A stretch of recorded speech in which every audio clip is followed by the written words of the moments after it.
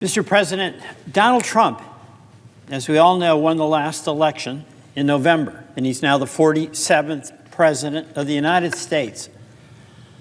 But Donald Trump did not, contrary to what he and the Vice President want people to believe, win by anything close to a landslide. As this chart shows, out of a total of 155,238,302 votes, Mr. Trump won 77,302,000, or 49.8%. Kamala Harris won 75 million, or 48.3%. President Trump won, but just slightly over 2 million votes more than Kamala Harris. The difference between them was 1.5% of the popular vote. And although it was one of the smallest margins of victory in the since the 19th century, President Trump, in his inaugural address, and others in the inner circle of Trump, repeatedly called the victory a landslide, a blowout, a mandate, historic. You know what a real landslide is? Lyndon Johnson in 1964 won by 22.6%. Ronald Reagan won by 18.2%. Those are landslides. But why does it matter? Because facts matter. The truth matters. And we cannot survive in our democracy without respect, and much more respect, for the truth. It's also really important because when one goes, whether you're running for the U.S. Senate or the presidency of the United States, when one goes from candidate for office to the president or the U.S. senator in office, the responsibility that we have is to all the people in our district, and certainly for the president of the United States, a responsibility to all the people in the United States. We serve all, whether they voted for us or against us. But what has been happening with the assertion that this was this massive landslide is it has become a justification for narrow policies that completely disrespect the reality that so many other Americans need to be represented and heard, and also is so narrow that even among those who voted for President Trump for a variety of reasons are not getting policies they thought would be included. The America First policies so far have cut funding for programs to protect water that all Americans need, the clean air that we all breathe, whether it is a voter who was for Trump or a voter who was for Harris. We are cutting funding for medical research for cancer, cures for kids who have cancer, for food assistance to the malnourished kids and parents who are in every district in this country.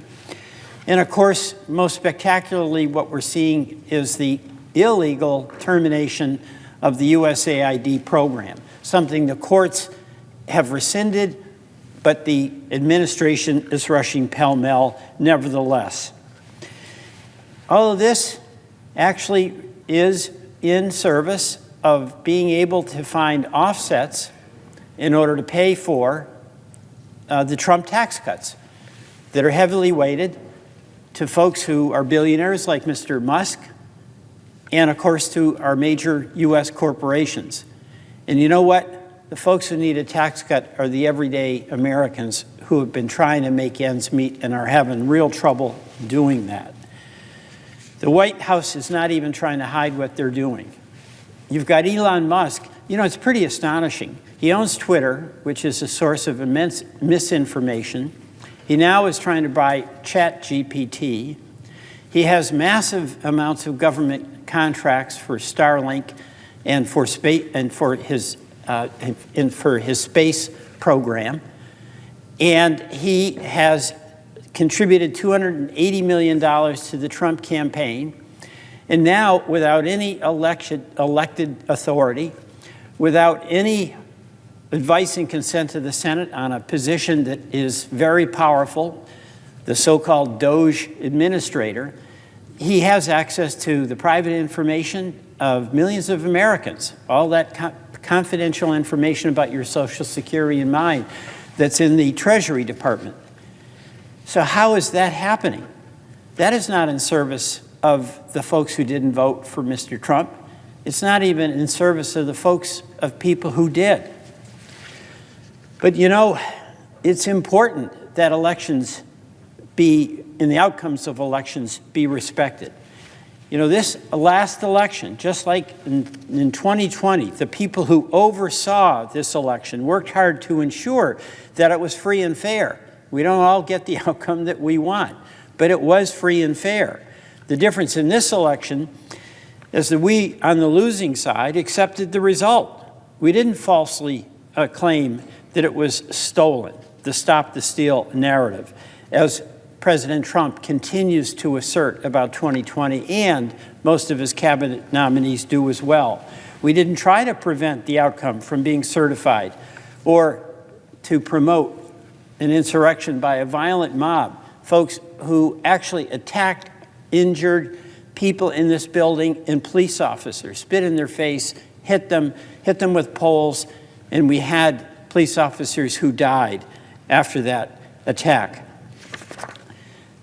Falsely denying the outcome of an election and then using violence to overturn the result of a free and fair election absolutely subverts the democratic process. And as every American voter knows, free and fair elections, like the checks and balances between our three co-equal branches of government, are absolutely essential to the well-being and continuation of our democracy. You know, in the inaugural address that the president gave, I did not hear anything about child care or the cost of housing or bringing down the cost of prescription drugs and making health care more affordable. Things that everyday families in every single part of this country need help with to be able to pay those bills and at the end of the month have their checkbook still balanced.